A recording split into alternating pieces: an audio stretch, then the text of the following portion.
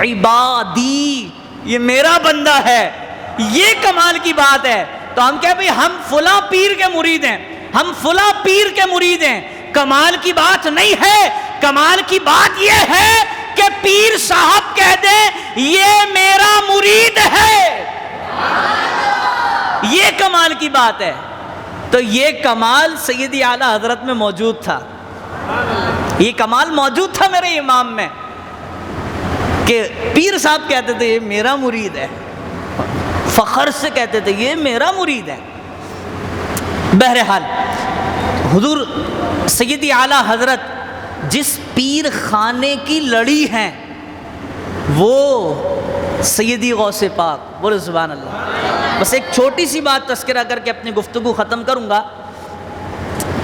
آپ نے ایک واقعہ سنا ہوگا، بڑا مشہور واقعہ ہے کہ سیدنا پیران پیر دستگیر رضی اللہ عنہ کی بارگاہ میں کچھ لوگ آئے، انہوں نے کہا کہ بھئی آپ کے جو نبی اکرم صلی اللہ علیہ وسلم ہیں، کیا انہوں نے کوئی مردہ زندہ کیا ہے؟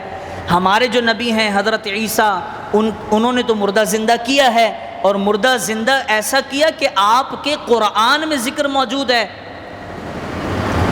اور آپ کے نبی نے کوئی مردہ زندہ کیا ہے۔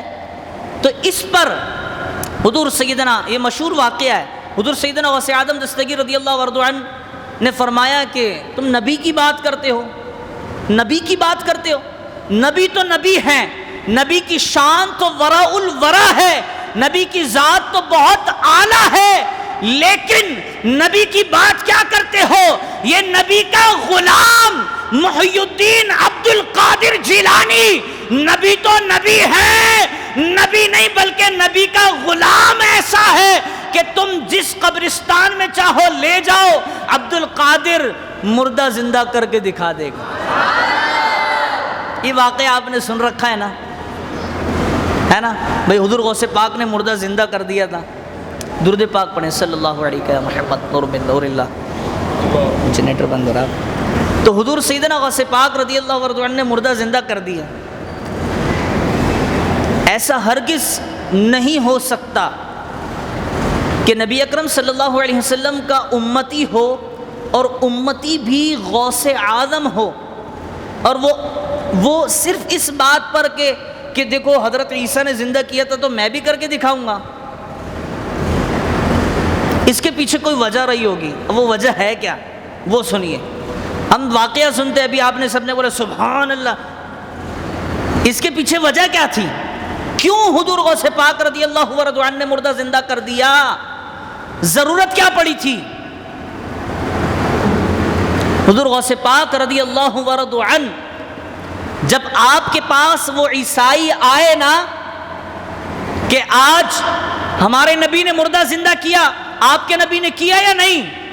تو حضور غوث پاک، میرا وجدان یہ کہتا ہے کہ آپ نے اپنے نانا جان کی بارگاہ میں عرض کیا ہوگا کہ نانا جان آج آپ کی ختم نبوت پر حملہ ہونے جا رہا ہے، آج کچھ عیسائی آ کر آپ کی ختم نبوت پر حملہ کر رہے ہیں، آج آپ مجھے اجازت دیجئے کہ میں آپ کا نواسا عبد القادر قبرستان پر جاؤں اور آپ کے تصدق سے مردہ زندہ کر کے دکھاؤں کہ وہ تو نبی تھے، نبی کا غلام مردہ زندہ کر دیا کرتا ہے۔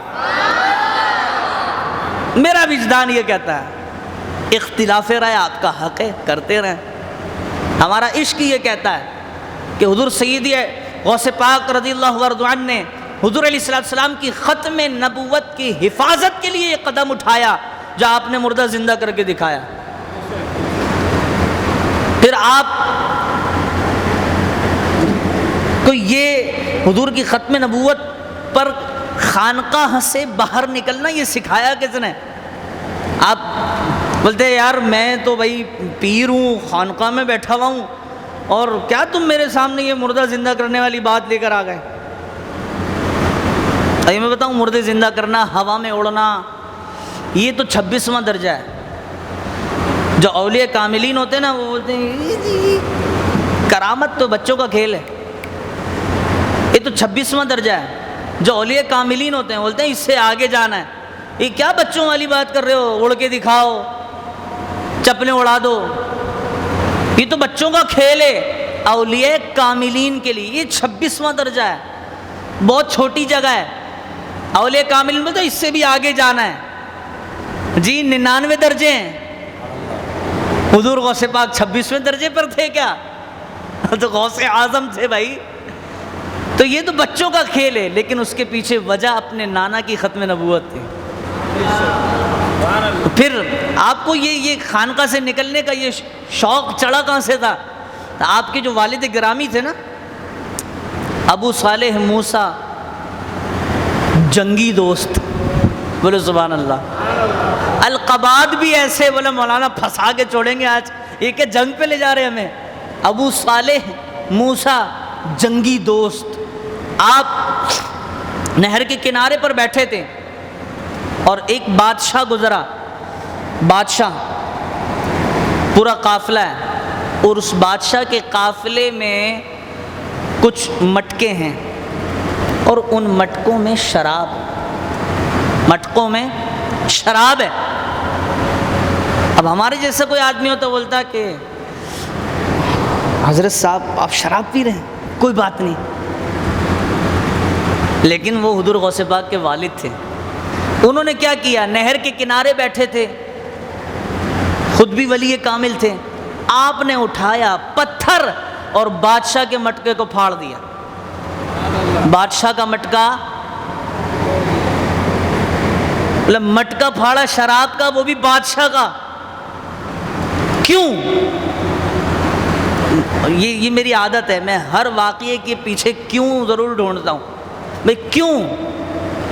کیونکہ سیدی غوث پاک رضی اللہ عنہ کے والد گرامی جو خود بھی ولی کامل تھے, آپ کی غیرت کو یہ گوارا نہ کیا کہ ایک بادشاہ ہو یا غلام ہو اور ابو صالح کے سامنے شراب کے مٹکے لے کر گزرے. ابو صالح کی غیرت کو یہ گوارا نہیں کرتا. لہذا ابو صالح بادشاہ ہو یا غلام, ابو صالح کے سامنے کوئی حیثیت نہیں رکھتا. ابو صالح تو ابو صالح ہے, موسیٰ ہے, جنگی دوست ہیں. بادشاہ ہے تو کیا ہوا, کام تو حرام کر رہا ہے. لہذا ابو صالح موسیٰ جنگی دوست رحمت اللہ تعالی نے اس بادشاہ کے شراب کی مٹکیوں کو پھاڑ کے رکھ دیا.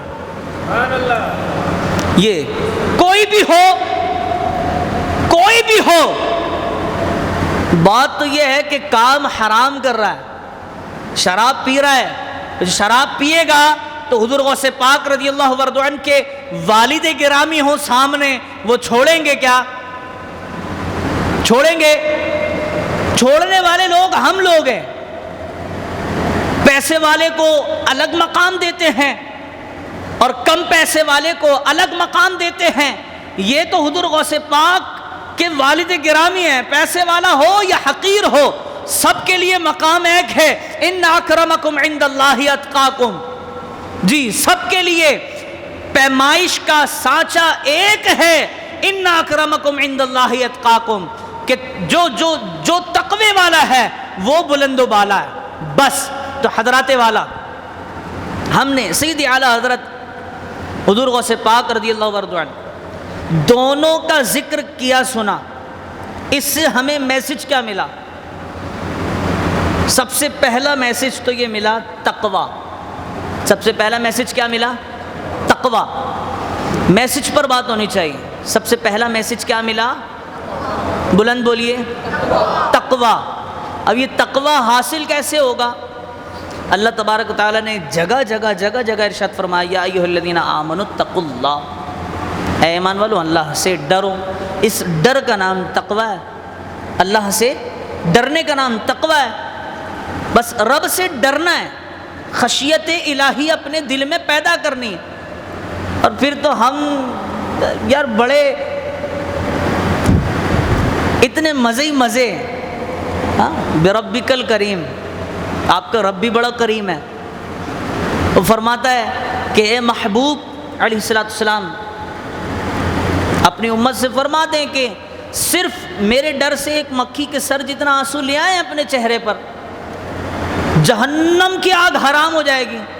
ابھی مکھی کا سر ہوتا کتنا ہے؟ یہ تقوی، بس اتنا سا تقوی آ جائے نا، بس اتنا سا کہ ایک آنسو نکلے، یہ حدیث کے الفاظ ہیں کہ آنسو نکلا اور آپ کے رخسار کو چھو گیا، آپ پر جہنم کی آگ حرام ہو گئی۔ اس سے زیادہ کرم کیا ہوگا کہ ایک آنسو نکلا اور جنتی ہو گئے۔ تو حضرات والا تقوی اختیار کریں، اللہ کا خوف، خشیت الہی اپنے دل میں پیدا کریں، گھڑی گھڑی سیدی اعلیٰ حضرت حضور پیران پیر دستگیر رضی اللہ عنہ کی بارگاہ میں استغاثے کریں کہ حضور والا آپ اپنے تقوی کی خیرات ہمیں بھی نصیب فرمائیں، ہم بھی متقی ہو جائیں۔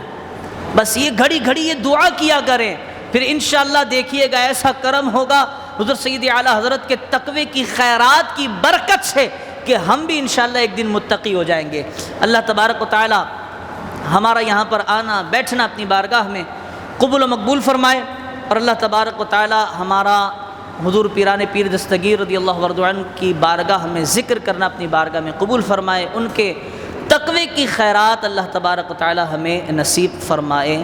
وآخر دعوانا ان الحمد للہ رب العالمین۔